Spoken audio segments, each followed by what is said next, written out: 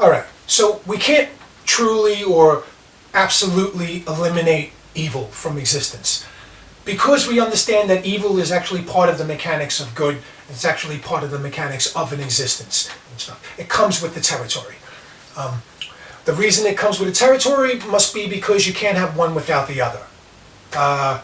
Brutal in a way, but actually really trying not to be critical. That's a really amazing type of ability of us as experiencing organisms or distinctions or making distinctions in the physical, to be able to contemplate that and to think in terms of that. We're really close, right? We're getting to a point where we're forced, and that's the whole point. We're forced. The logic forces us to say you can't go any further than this unless you accept these conditions, and that's all we're really looking for in a way, because we're saying yes. You say yes, absolute. Be absolute.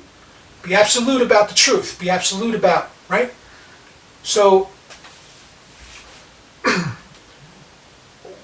and we were talking about why that would be the case and stuff. Why there was such horrible behaviors and things. Their expressions, these behaviors are because there's a possibility. The possibilities occur because we're going back to that fundamental mechanic. In that fundamental mechanic, okay, in order to have good, in order to have some kind of interaction, which can be described in terms of beneficial, desirable, what an existence or what a nature would seek to be doing, whether it's conscious of it or whether it just goes through a series of logical steps, causes and effects, if-then statements, okay, and just keeps, like a choose your own adventure, where it really is just going to choose all the choices one way or another, because there's no finality to that in a sense. It's going to choose all the choices, and it's just going to eventually, filter and find the correct set and stuff. That's what kind of like a great way is. That's what nature does, right? It doesn't just cherry pick.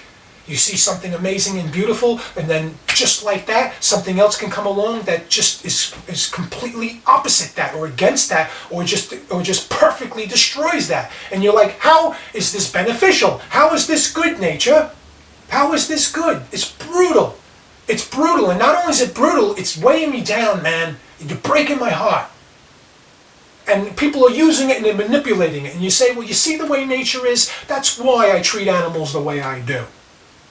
That's why I treat animals, because it's natural. It's natural to kill. It's natural to be dominant. It's natural to rule over another and stuff like that. And that's not wrong.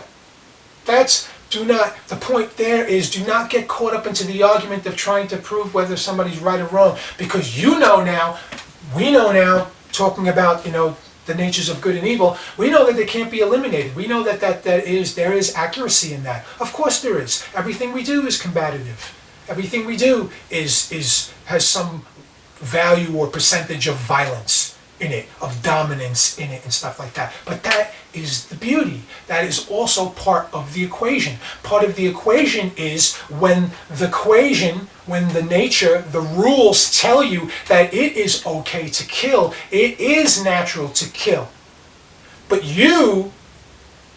we still, on top of that, decide, but no, I don't want to. I want to choose a different type of behavior, a different type of option. Boom.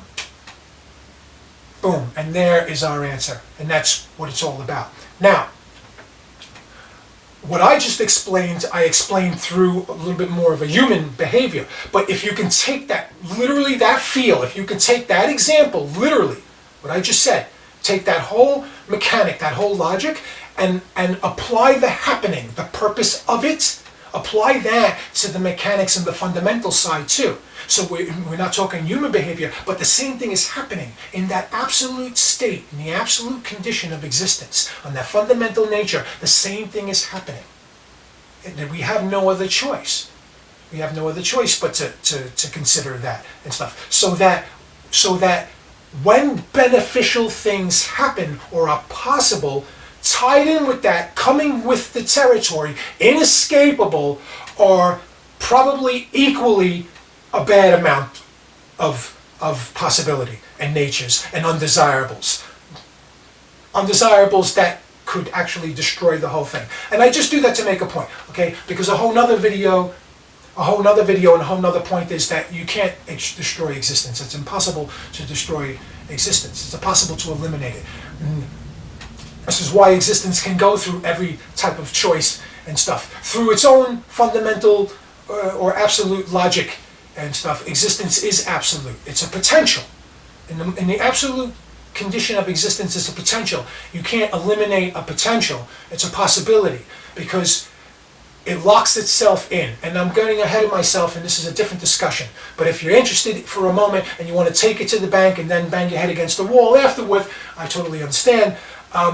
It locks itself in this sense because there must be a possibility in order for to get rid of, to eliminate possibility as a possibility. To have no existence is actually still in existence. You understand that? You know what I'm saying? In order to eliminate existence, there must be the possibility to eliminate existence.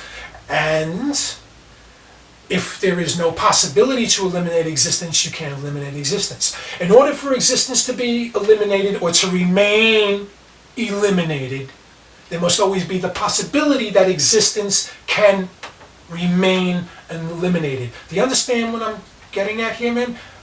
It's not, I know, please don't hate me. It's not as complicated as you think, though. It's a little bit semantic, a little bit, right? I'm saying jargon. It's a little bit tricky. It can be at first, but really it's one of the, it's very underrated. Our understandings of possibility, okay, that nature and potential states, a little bit underrated, especially as we go a little bit way more on actually, I mean, it was a little bit underrated in a sense, but not even in physics and even in quantum mechanics and stuff. We deal with probabilities, right, and stuff. We understand. We can understand that our idea of trying to have a precision is not whatever, but we understand the value of potential states and stuff, and potential nature. And so again,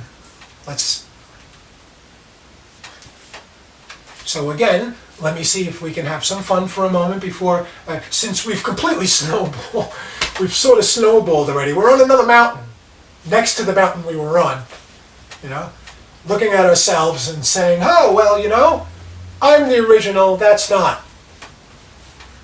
Of course you would.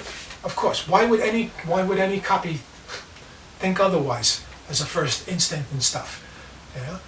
Only to really understand. Oh, Chris, stop. Okay, so we were going to have some fun. We're going to try.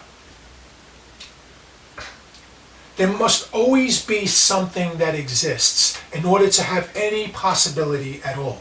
So when the possibility comes along with the one that people want to entertain, which is the possibility that there are no other possibilities, that there is nothing, no existence, that existence can be in a state or be completely eliminated, that possibility can only be true in any state, in any priority order of what we just said. It can only be true if there, I don't know why it's this, but whatever.